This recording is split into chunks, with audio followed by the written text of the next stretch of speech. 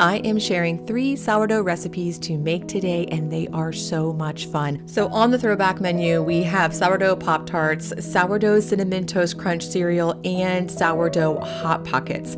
I'm starting with the sourdough Pop Tarts because how to make them really informs how to make the other 2 recipes. To get the Pop Tarts started, I am just making a very simple and classic pie crust, but with added sourdough discard. So here I am just simply combining 2 cups of all-purpose flour, 1 teaspoon of salt, and a 1/4 cup of granulated sugar in a large bowl. This is a pie crust, so it does of course call for very cold butter. So I put 2 sticks of butter in the freezer about an hour before making this. And I like to shred the butter. This just helps work it in a little bit better, and that cold butter just ensures a nice flaky pie crust. Now, this truly is a discard recipe, so you can use whatever starter you have, whether it's active starter that you stir down, or if you're like me and just grabbing some from the back of your fridge. The longer it's been in your fridge, the more sour it will be, so keep that in mind, but otherwise you can use whatever starter you have. I like to use a pastry cutter to cut that butter into the dry ingredients, but only until the butter is about the size of a pea, no smaller than that. And then I just add in the sourdough discard and mix it together. I know you want to keep that butter nice and cold, but I have found that I just really need to use my hands to really form that dough into one ball.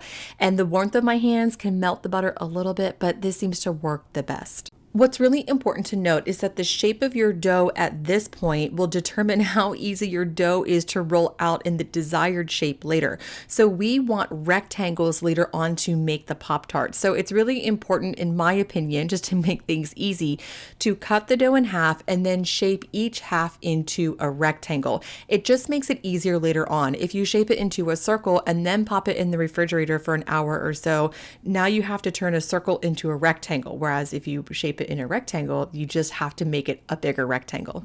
Then I'm just putting the dough in the fridge for an hour, but it can be in there for up to 3 days. And if you want to long ferment the grains for easier digestion, for example, you can just keep the dough in the fridge for 3 days for a long fermentation. But I just left it in there for an hour. I rolled this into a pretty thin rectangle, about 1/8 of an inch thick, and now I'm using a pizza cutter to just trim up the edges. It isn't really necessary to trim up the edges, but it does make it a little easier to assemble the Pop-Tarts, and it looks a lot nicer too. If you want to see some sloppy edges, just fast forward or wait until we get to the Hot Pockets. I really messed some of those up. But now I am taking a pizza cutter and I am just cutting this into 4 rectangles. I recommend moving those rectangles to a cookie sheet or a baking sheet that is lined with parchment paper and heavily floured. The reason why I like to move the dough first before assembling them is because they're a little hard to handle once you get them assembled. So that way they're already on the baking sheet and ready to go. I'm filling these with about 1.5 tablespoons, maybe even up to 2 tablespoons of homemade strawberry jam that I made with strawberries my daughter picked. And then I am simply folding them over short end to short end, using my fingers to pinch the sides closed, and then I take a fork to crimp them. Now, the other thing I like about putting the dough on the cookie sheet or the baking sheet is that you can really easily just spin that sheet around and access all 4 sides of the Pop-Tarts. But I want to talk about the filling for a second. So you can use more than 1.5 or 2 tablespoons of filling, and you can use whatever you want. You can use blueberry jam, Nutella. If you're watching this in fall, I think these would be really good with the pumpkin butter or apple butter. So they're really flexible and versatile, and you can also add more to them. It's been a minute since I've had a store-bought Pop-Tart, but if my memory serves me correctly, they don't have a lot of filling in them. So just to keep it true to the Pop-Tart nostalgia, I'm just using a little bit of filling. And then I am just brushing them with a very simple egg wash, 1 egg yolk mixed with a tablespoon of water.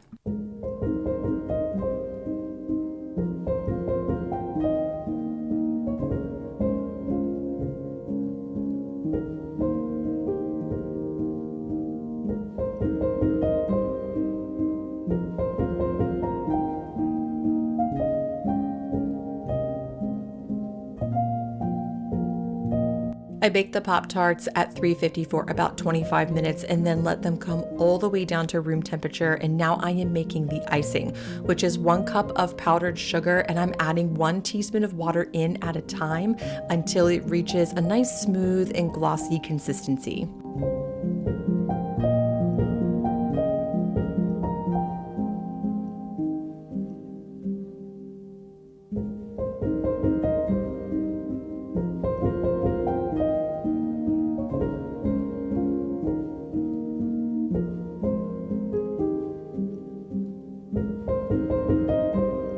When I was a teenager, I used to drive to the gas station on my way to school and get a Pop Tart and a Mountain Dew for breakfast. Those days are long gone, but these sourdough Pop Tart days are here to stay. Cinnamon Toast Crunch is one of my favorite cereals. I love cereal. I try not to buy it that often because I do prefer to have a more nutritious breakfast for myself and my family. And I'm not saying that this sourdough Cinnamon Toast Crunch is necessarily low calorie, but it's definitely simple ingredients that I feel good serving for a treat or a breakfast once in a while.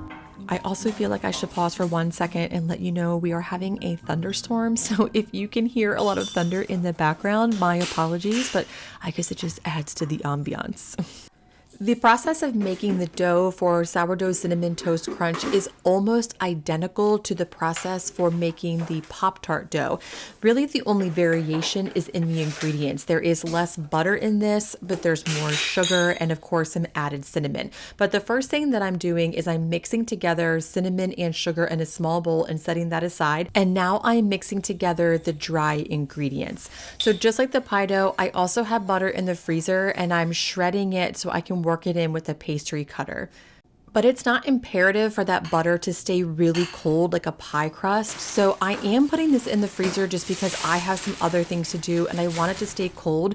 But you can work that butter in right away and you don't even have to worry about putting this dough in the fridge for any length of time unless you prefer to bulk ferment it.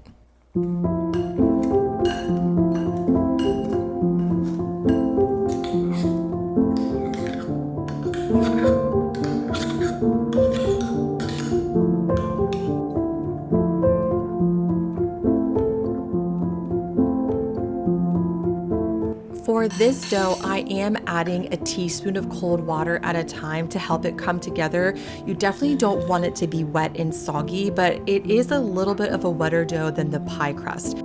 The trickiest part I found when I was recipe testing this was moving the dough to the parchment paper. So I recommend taking a piece of parchment paper about the same size as your baking sheet and rolling out your dough on that.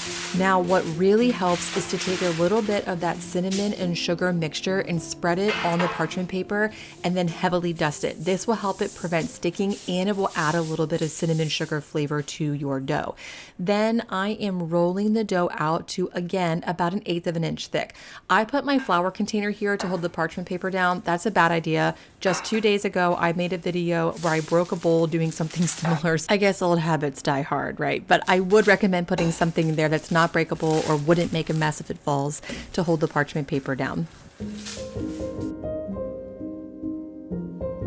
And since I'm cutting this into small pieces, I don't even worry about trimming the edges. So cut long ways and then cut sideways and make yourself some little cinnamon toast crunch squares.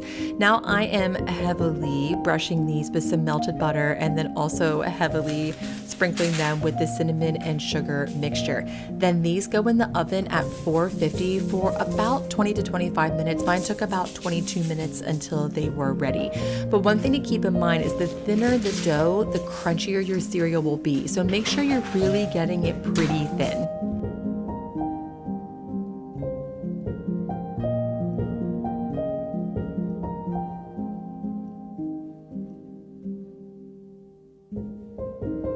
Between my 3-year-old daughter and me, this stuff did not stand a chance.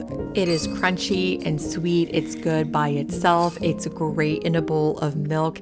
And this is definitely one of our new family favorites. I'm sure it will be one of your family favorites too. Okay, and last up are the Hot Pockets. This is definitely my husband's favorite. So Hot Pockets, it's not really anything that fancy. It's essentially pizza dough stuffed with other ingredients, which is like a calzone or a stromboli.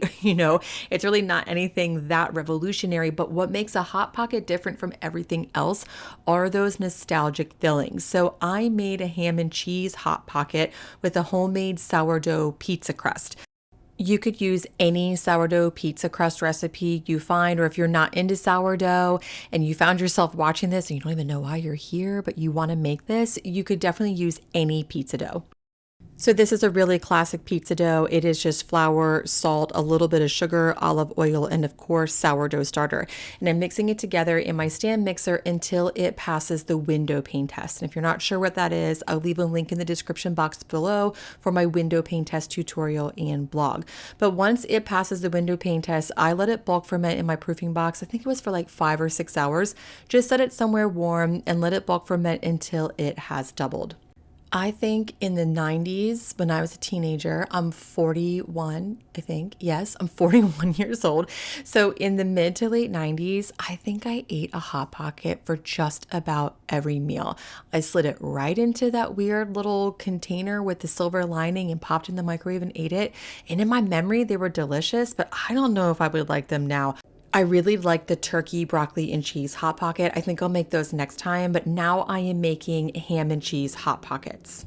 If you look at the Hot Pocket box for a ham and cheese, it says it is ham and in cheese sauce with garlic crust. So I am taking a little bit of ham and I'm cutting it into sort of rectangular pieces. If you remember Hot Pockets, the ham and cheese type had like kind of a weird shaped ham. So I'm cutting up the ham and then I'm shredding a little bit of cheddar, and just to make this a grown-up version, a little bit of Gruyere too. And I am making a cheese sauce. So when I was looking at recipes for this, almost all of them called for just putting shredded cheese into the Hot Pocket, but it's not the same. So I have 2 tablespoons of butter and I'm mixing it together once it's melted with 2 tablespoons of flour. And the real secret to creamy cheese sauce is when you add the milk into the butter flour mixture, make sure that milk is warm. It makes a really smooth cheese sauce. So this is essentially a roux and made with warm milk. And once that roux is thickened, I'm just adding in the shredded cheese and stirring it together until it is really smooth and creamy. This honestly is good just on its own. And then I am mixing it in with the chopped ham. These are assembled the exact same way as the Pop Tarts, except you're working with pizza dough instead of pie dough. So I actually made a double batch of pizza dough, so I put the extras in the freezer for pizzas later. And then with the one portion of pie dough, I cut it into 8 pieces. And then I messed up the rectangles 2 times in a row. So my husband took over because he knows a lot about pizza dough and made really beautiful Hot Pocket rectangles.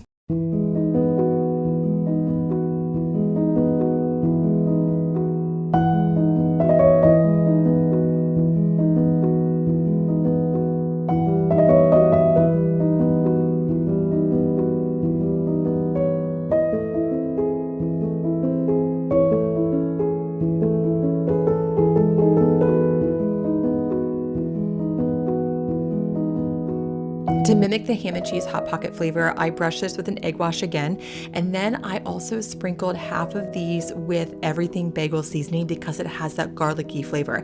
I wasn't sure how that was going to turn out, so I only did half of them, but for sure the ones with the everything bagel seasoning were so good and they tasted almost identical to a Hot Pocket. And I know they're called Hot Pockets, but we ate these cold the next day and they were even better. So Hot Pocket, Cold Pocket, I don't know what you want to call them. They are delicious. These sourdough recipes are really fun and they are definitely old school and will take you back to a different time, especially if you are my age. Thank you so much for tuning into Moon and Magnolia's YouTube channel, where we elevate the everyday from scratch and at home, and I'll see you again next time.